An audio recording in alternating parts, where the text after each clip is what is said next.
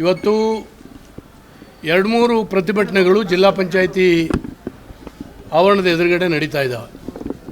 ರೈತರ ಪ್ರತಿಭಟನೆ, ಆನೆ ಹಾವಳಿ ಮತ್ತು ಮೊನ್ನೆ ಬಂದಂಥ ಬಿರುಗಾಳಿಯಿಂದಾಗಿ ಬಹಳ ದೊಡ್ಡ ನಷ್ಟವನ್ನು ವಿಶೇಷವಾಗಿ ಶಿವಮೊಗ್ಗ ತಾಲೂಕಿನ ಭಾಗದಲ್ಲಿ ನನ್ನ ಕ್ಷೇತ್ರವೂ ಸೇರ್ಕೊಂಡ ಹಾಗೆಯೇ ಹೊಸಳ್ಳಿ, ಮತ್ತೂರು, ಕಡೆಕಲ್ಲು ಆ ಭಾಗನೂ ಸೇರ್ಕೊಂಡ ಹಾಗೆಯೇ ಬಹಳ ದೊಡ್ಡ ಹಾನಿಯಾಗಿದೆ. ಇದರ ಬಗ್ಗೆ ಸರ್ಕಾರದ ಗಮನವನ್ನು ನಾನು ಸೆಳೀತಾ ಇದ್ದೀನಿ. ಅವರು ರೈತರು ಬಂದಿದ್ದಾರೆ ಮತ್ತು ಆನೆ ಹಾವಳಿ ತೀರ ಆಗಿದೆ. ರೈತರ ಜಮೀನನ್ನು ಉಳಿಸ್ಕೊಳ್ಳಲಿಕ್ಕೆ ಸಾಧ್ಯ ಇಲ್ಲ. ಭತ್ತ ಹೋದರೆ ಒಂದು ಬೆಳೆ ಹೋಗುತ್ತೆ, ಆದರೆ ಅಡಿಕೆ ಹೋದರೆ ಇಡೀ ಬದುಕು ಹಾಳಾಗುತ್ತೆ. ಅಡಿಕೆ, ತೆಂಗಿನ ಮರಗಳನ್ನು ಉಳಿಸ್ತಾ ಇದ್ದಾವೆ. ಈ ನಿಟ್ಟಿನಲ್ಲಿ ಸರ್ಕಾರ ಬಂದೋಬಸ್ತ್ ಮಾಡಬೇಕು. ಕಳೆದ 2-3 ವರ್ಷದಿಂದ ನಾನು ಕೂಡ ಹೋರಾಟ ಮಾಡ್ತಾಯಿದ್ದೀನಿ. ಖಂಡಿತವಾಗ ರೈತರ ಬೇಡಿಕೆಗಳು ಸರಿ ಇದ್ದಾವೆ. ಹಾಗೆಯೇ ಹಿಜಾಬಿನ ಬಗ್ಗೆ ಏನು ಇವತ್ತು ಪ್ರತಿಭಟನೆ ಮಾಡ್ತಾ ಇದ್ದಾರೆ. ನಮ್ಮ ಬೊಮ್ಮಾಯಿಯವರ ಸರ್ಕಾರದಲ್ಲಿ ನಾನೇ ಹೋಮ್ ಮಿನಿಸ್ಟರ್ ಆಗಿ ಆ ಒಂದು ಕಾಯ್ದೆಯನ್ನು ಮಂಡನೆ ಮಾಡಿದ್ದು. ಯಾಕೆಂದರೆ ಹಿಜಾಬಿಗೆ ನಮ್ಮ ವಿರೋಧ ಇಲ್ಲ, ಗಮನಿಸಬೇಕು. ಹಿಜಾಬಿಗೆ ನಮ್ಮ ವಿರೋಧ ಇಲ್ಲ. ಅವರು ಧಾರ್ಮಿಕ ಒಂದು ವಸ್ತ್ರ, ಅದು ಅವ್ರು ಹಾಕ್ಕೊಳ್ಳಿ. ಆದರೆ ಶಾಲೆಗಳಲ್ಲಿ ಎಲ್ಲ ಧರ್ಮದ ಮಕ್ಕಳು ನಾವು ಒಂದು ಅನ್ನುವಂಥ ಒಂದು ಭಾವನೆ ಬೆಳಿಬೇಕು ಅನ್ನುವ ಕಾರಣಕ್ಕಾಗಿಯೇ ಯೂನಿಫಾರ್ಮನ್ನು ಕಾಂಗ್ರೆಸ್ ಸರ್ಕಾರವೇ ಇಂಟ್ರೊಡ್ಯೂಸ್ ಮಾಡಿದ್ದು ಭಾಳ ವರ್ಷದ ಹಿಂದೆ. ಹಾಗಾಗಿ ಆ ಯೂನಿಫಾರ್ಮ್ ಇರುವಂಥದ್ದು ಅವಶ್ಯಕತೆ ಇದೆ. ಆ ಎಳೆಯ ಮನಸ್ಸಿನಲ್ಲಿ ನಾವೆಲ್ಲ ಅಣ್ಣ ತಮ್ಮಂದರು, ನಾವೆಲ್ಲ ಸಹೋದರರು, ನಾವು ಈ ದೇಶದ ಮಕ್ಕಳು ಅಂತ ಹೇಳುವಂಥ ಭಾವನೆಯನ್ನು ಶಾಲೆಯಲ್ಲಿ ನಿರ್ಮಾಣ ಮಾಡದೇ ಇದ್ದರೆ ಇನ್ನೆಲ್ಲಿ ನಿರ್ಮಾಣ ಮಾಡೋದು? ಹಾಗೆ ಬೆಳ್ಕೊಳ್ತಾ ಹೋಗುತ್ತೆ. ದೇಶ ಇಬ್ಬಾಗ ಆಗಿದೆ, ಊರೂರು ಇಬ್ಬಾಗ ಆಗುತ್ತೆ. ಈ ದೃಷ್ಟಿಯಲ್ಲಿ ಆ ಮಕ್ಕಳಿಗೆ ತಿಳಿ ಹೇಳಬೇಕಾದಂಥ ಸರ್ಕಾರ ಇವತ್ತು ತುಷ್ಟೀಕರಣದ ಒಂದು ಭಾವನೆಯಿಂದ ಮೊನ್ನೆ ಉಲೇಮಗಳು ಅವರು ಇವರು ಒಂದು ಸಭೆ ಮಾಡ್ತೀವಿ ಅಂತ ಹೇಳಿದೆ. ಹೆದರಿ ಕಾಂಗ್ರೆಸ್ ಸರ್ಕಾರ ಭಾಳ ಗಡಿಬಿಡಿ ಮಾಡಿ 600 ಕೋಟಿ ರೂಪಾಯಿಗಳನ್ನ ಮುಸ್ಲಿಂ ಕಾಲೋನಿ ಅಭಿವೃದ್ಧಿಗೆ ಕೊಡ್ತು ಮತ್ತು ಹಿಜಾಬನ್ನು ಕಡ್ಡಾಯ ಮಾಡಿರ್ತಕ್ಕಂಥ ಒಂದು ಕಾಯ್ದೆಯನ್ನು ಕೂಡ ತೆಗೆದುಹಾಕ್ತೀವಿ ಅಂತ ಹೇಳಿದ್ರು. ಎಲ್ಲಕ್ಕಿಂತ ಹೆಚ್ಚಾಗಿ ಕೇಸರಿ ಸಾಲನ್ನು ಹಾಕ್ಕೊಂಡು ಬರಬಾರ್ದು, ಅದು ಅಲೋ ಮಾಡೋದಿಲ್ಲ ಅಂತ ಹೇಳಿದ್ರು. ಯಾಕೆ ಹಿಜಾಬಿಗೆ ಇಲ್ಲದೆ ಇರುವಂಥದ್ದು ಕೇಸರಿ ಸಾಲಿಗೆ ಯಾಕಿದೆ? ಇದನ್ನು ಅನಗತ್ಯವಾಗಿರ್ತಕ್ಕಂಥ ತುಷ್ಟೀಕರಣ ಮತ್ತು ಒಡೆದಾಳುವಂಥ ಒಂದು ನೀತಿಯನ್ನು ಕೈಬಿಡಬೇಕು ಅನ್ನುವಂಥದ್ದನ್ನು ಇವತ್ತು ಪ್ರತಿಭಟನೆ ಮೂಲಕ ಪ್ರತಿಭಟಿಸಿದ್ದಾರೆ. ಸರ್ಕಾರ ಇದರ ಬಗ್ಗೆ ಎಚ್ಚೆತ್ಕೊಂಡು ಬರುವಂಥ ಅವಶ್ಯಕತೆ. ಕೇಂದ್ರೀಯ ವಿದ್ಯಾಲಯದಲ್ಲಿ ಈ ಹಿಜಾಬ್ಗಳನ್ನೆಲ್ಲ ಹಾಕೊಂಡ್ಬರೋದು ಮುಂಚಿಂದನೂ ಇದೆ ಸಂಪ್ರದಾಯ.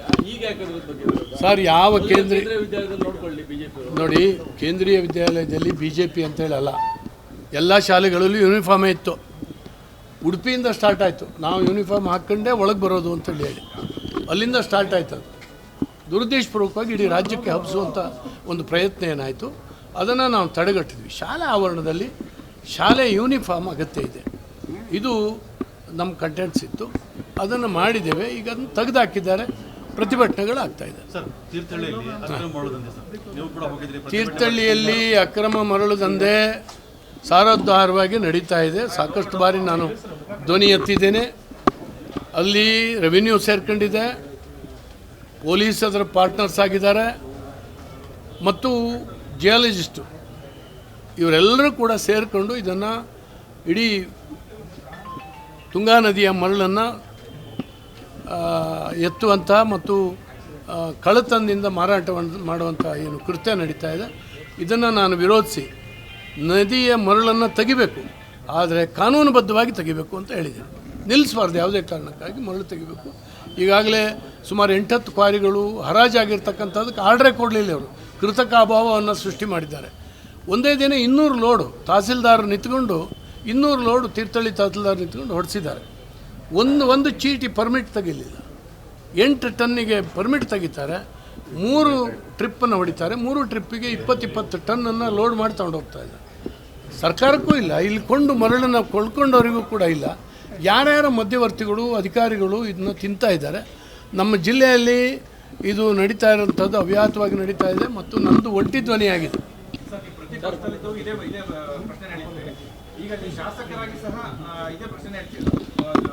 ಸರ್, ಶಾಸಕರಾಗಿಯೂ ಕೂಡ ಹೇಳಿದ್ದೀನಿ, ಕಂಟ್ರೋಲು ಇದೆ.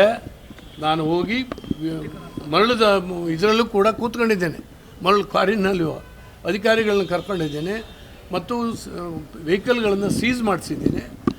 ಏನಂದರೆ ಪ್ರತಿ ದಿವಸ ನಾನು ಕಾಯೋಕ್ಕಾಗತ್ತಾ? ಅಧಿಕಾರಿಗಳಿಗೊಂದು ಮಾನ ಮರ್ಯಾದೆ ಬೇಕಲ್ಲ.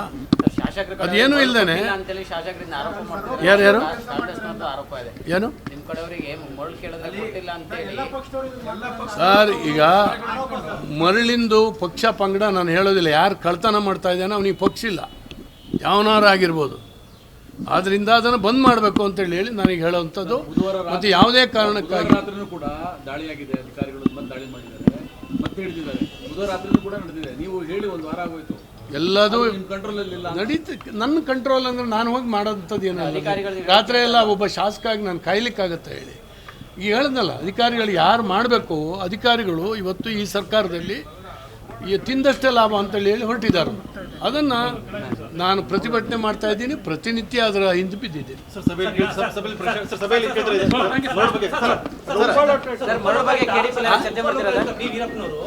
ರಾಜ್ಯ ಕರ್ನಾಟಕ ರಾಜ್ಯ ಭ್ರಷ್ಟಾಚಾರ 5ನೇ ಸ್ಥಾನದಲ್ಲಿದೆ ಅಂತ ಹೇಳಿ, ಮತ್ತೆ ನಾನೇ ರಿವಾಲ್ವರ್ ಇಟ್ಕೊಂಡು ಓಡೋದ ಪರಿಸ್ಥಿತಿ ನಿರ್ಮಾಣ ಆಗಿದೆ ಅಂತ ಹೇಳಿ. ಖಂಡಿತವಾಗ ಸರ್, ಉಪಲೋಕಾಯುಕ್ತರು ಹೇಳಿದ್ದಂಥ ಮಾತನ್ನು ನಾನು ಎಂಡಾರ್ಸ್ ಮಾಡ್ತಾ ಇದ್ದೀನಿ.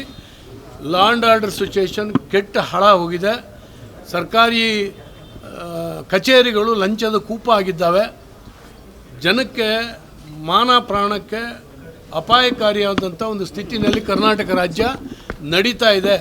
ಇದನ್ನು ತಡೆಗಟ್ಟುವಂಥ ಕೆಲಸವನ್ನು ಇವತ್ತು ರಾಜ್ಯ ಸರ್ಕಾರ ಮಾಡ್ತಾ ಇಲ್ಲ.